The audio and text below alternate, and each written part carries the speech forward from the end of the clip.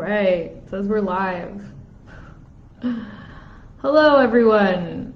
Not seeing my face, you will hear my voice. I am going to be checking comments as well as we go through this chart together, and I'm going to be annotating the chart, so you'll be able to see me kind of like point at stuff, click at stuff, things of that nature. All right, so right here we have the very famous Taylor Swift and her human design chart. Now, I myself am not personally a huge T Swift fan. Not for any other specific reason other than I didn't really get into her music a lot. Except recently when her new album dropped, I was like, yes, absolutely, I would like to really pay attention more to her music, because her music is really resonating with me, it's really connecting with me. And I was just very interested in the dynamics of her music. And so like one thing that I noticed about her music right away is that it happens to be quite profound, and that people have a lot of opinions about her music and about her life in general. And so when I was listening to this new album, which is very revelatory and very on par for who she is, very honest, I was like, I bet that Taylor Swift is a projector, because I am a projector. And one thing I recognize about projectors is that they are very they can be very self-revelatory and penetrating, which is very unique to their design. And sure enough, you see her type right here on screen, you see that she is a splenic projector. So her birthday is actually 2 days before mine. And so one of the things about Taylor that's very important to understand is that she is very intuitive, and that her decisions by and large will come from the splenic center.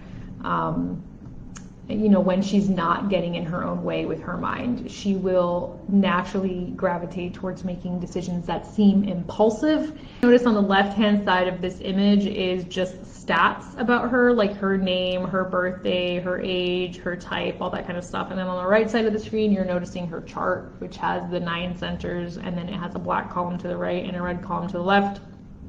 And those are all planetary symbols alongside gates. So when we're looking at the centers in her body graph, the spleen is the one all the way to the left that's brown, and it's like triangle that's pointing inward. So this is what I mean. This is the primary governance of her chart. She is a very open projector, much like myself. She only has 3 defined or colored in centers in all of her chart, and the rest of her chart is white. So what this means about Taylor as well is that everywhere where she is white, she is amplifying the energy of other people. And that is quite intense when you consider the dynamics of like her life, her story, her music in general. But we're gonna go kind of one by one so I can keep talking about, okay, so her type is a splenic projector. She is very intuitive and makes splenic decisions that seem impulsive to other people. Just looking at her centers, she has a defined ego, which is, I think most people would have guessed. She has a defined heart, a strong sense of worth, and a strong sense of correct commitments, incorrect commitments. So she's not afraid to make decisions that no longer feel aligned for her. She has a defined spleen, which is that triangle, and then she has a defined root center, this brown square at the bottom, which is really the center that governs stress and the pressure to get things done. She has 2 channels that connect her root to her spleen, the 2838 and the 1858. So she is definitely someone who feels pressure to do and complete and birth. And her spleen is also directly connected to the channel of enterprise through her will, that little red triangle, which this channel is also a channel that I have in my design, is also known as the channel of marketing. So she is a brilliant marketer and a brilliant businesswoman. And she feels the pressure to create things and then to hand them to the public, to the people. Her gate 44 here in the spleen, which connects to the 26 in the ego, this is really the channel of pattern interruption. This is a channel where people with this, myself included, have the ability to see patterns that need to be disrupted and changed, and then to tell others how to disrupt that pattern and how to change it, which is what the 26 does. The 26 moves us through progress. It sells us on progress, to be more specific. So this is a woman with an incredible sense of pressure to bring to life, to give, and to give from her struggles. So she has a channel, the 2838, connecting the spleen to the root. She has a channel of struggle. So her life, a great amount of her life, is what is correct to fight for. What is the right thing to fight for? What is worth struggling for? Her incarnation cross, which is on the left-hand side where all the details are, it says incarnation cross. It's a left angle cross of confrontation too. This is an individual who came here to confront the status quo and to specifically confront abuse of power, which we've seen a lot of in her life. This is an individual who came here to confront the status quo, the abuse of power, these things that people do that are incorrect, and to kind of blow the lid off of that. She is also very much about what is correct, this energy of what is correct, what is incorrect, which is her gate 18 in the spleen as well. Then we look at her profile. She's a 5-1 right here on the left. Underneath type, it says profile, 5-1 heretical investigator. The 5 line is a line that came here to, it's a leader energy, and it's very much projected upon. This is an individual that people are always going to have opinions on, good or bad. People are always going to want to say something about her life, and it depends really on where they're coming from looking at her life is how they're going to project onto her. However, this is also a very powerful profile. This is a profile of someone who came to impact millions of people, and she's done that very much through her music. And she's also incredibly smart and very well educated. That one line in her profile, the investigator, gives her the ability to be more knowledgeable about the things that interest her than probably anybody else in the room. So she's smart, she's very calculated, she's not someone who's going to make decisions that are that don't make sense. They make sense to her, even if they don't make sense to anyone else. Something else I want to note is that she has an undefined throat center. So if you look from the top of the body graph down, you have that yellow triangle that has no color, the green triangle has no color, and then you have a brown square underneath that. She has an undefined throat center, and she's a singer. I want to clear up this belief that if we don't have definition in our throat that we can't use our voice powerfully. Obviously, that's not correct. She has an undefined throat center, and she still uses her voice very powerfully.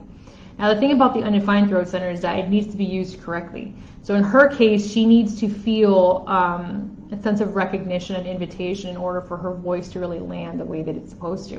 And what's interesting to know about her particular throat center is that the only gate she has in it is the gate 45, the gate of dispensation, also known as the gate of the king or queen. It's a very queenly energy. It's very much a gate of, I know how to dispense this wealth. I know how to serve my people by dispensing to them what they need. And if you know anything about Taylor Swift and her energy, she very much has this like queenly energy about her. This like, you know, I am this kind of etheric being, and I share with you what I think you deeply need to understand about not just me, but yourself.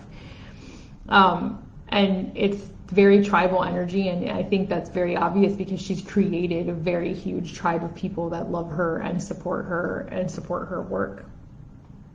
So the thing about the undefined throat center is that it doesn't necessarily have consistent access to the wisdom of the throat center. So for Taylor, it's like she can't just be producing music all of the time. And if you notice, she does these launches, she releases these things, and then she goes away and she's in silence, and then it takes a while, and then she produces this other thing.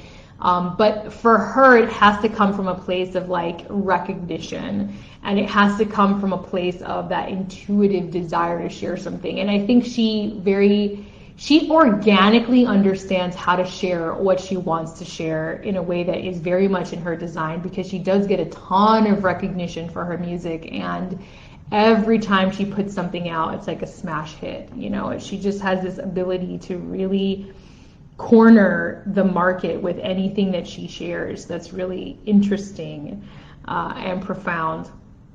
And she has a lot of openness again. So what that shows me is someone who has the capacity to be very wise about a lot of things. For example, she has an undefined emotional center, which is the white triangle all the way to the right of her body graph pointing left. She has an undefined emotional center, which makes her the kind of person that expands the emotions of other people. This is likely why she's had such a hard time in relationship and why it's ended up being toxic, because she just amplifies whatever toxicity is already present. She can't help that. She also naturally will want to avoid confrontation, which can make her manipulative. Because when we have an undefined emotional center, which makes us very empathic by nature, we don't want to experience confrontation because we don't want to feel the blowback of that. So as a result, we end up being kind of manipulative. And that, I think, is evident in her undefined emotional center. She also has the gate 36, which is the gate of crisis, the gate 6, which is the gate of friction and conflict, and the gate 30, which is the gate of the deep feelings and passions in her emotional center. So, you know, what's interesting about Taylor and I is that we both share that 636 on the design side. So if you look at the red squares on the left side of the body graph of the centers, you see her sun is in the 6, her unconscious sun, and her unconscious earth is in the 36 in line 1. Those are the exact placements of my unconscious sun and earth, except I have them in the line 3. So I experienced so much, there's so much similarity in my own design to hers in the way that we experience emotions and relationships and in our own stories. I think if you asked a lot of my previous partners when I was living more in the shadow of my 636 about me, they would probably say very similar things that they've said about Taylor Swift, because our designs are very similar. I also have the 6, I also have the 36, I also have an undefined emotional center. So this is a woman who will sometimes leap into chaos because she wants an excitement of a new beginning. This is a woman that struggles with intimacy. This is a woman that has very deep feelings and very passionate, but doesn't have an anchor for any of those deep feelings and is constantly lusting after things that she doesn't necessarily have the emotional energy to ground. This is also a woman who, she has an undefined G center, even though she has a lot of gates in that center, but she has an undefined identity center. That's the yellow diamond beneath the square throat that I was just talking about. It has no color. So what that says about her is that this is also a woman with a really fluid sense of identity. She doesn't have a solid sense of self. Her interests change, her focus change, her style changes. So she's very fluid in the way that she identifies in the direction of her life and her career. So who she has around her is actually very important, because if she's in a toxic environment, it's going to directly impact her sense of self and her sense of direction. So yeah, these are just a couple of details that I thought were really fascinating and interesting about her design and made a lot of sense. She's also, again, she's a projector. And I want to draw attention to a song that she recently released. It's called Mastermind. And there's a line in that song, I'm probably going to butcher it, but I have a pretty good memory, so I'm going to give it a shot. It's towards the kind of the end of the song where she talks about, no one wanted to play with me when I was a child. So she confesses that she started scheming as a child to get people to love her and to make it seem effortless. And then she continues to say, I've never felt the need to confess until now. So basically, with projector children, it can feel very isolating to be a projector child because we don't naturally attract people the way that generator children do.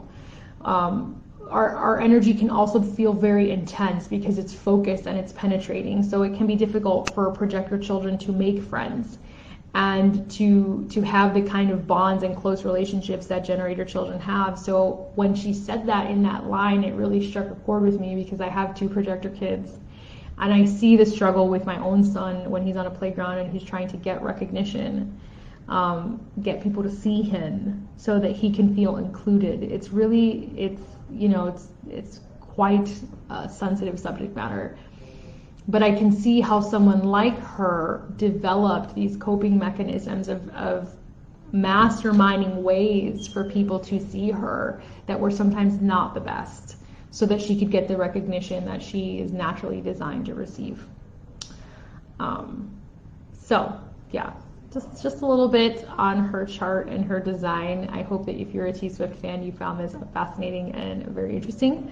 If this was a hit and enjoyable, then I will likely be doing more of these if it really lands, just to help you understand more about the dynamics and the energy of design. There's obviously way more to her chart, but that's just sort of the main hitters that I wanted to talk about. All right, so if you enjoyed this, please let me know in the comments. And if you had any big ahas or takeaways from this, I'd also love to hear about them. All right, thanks for joining.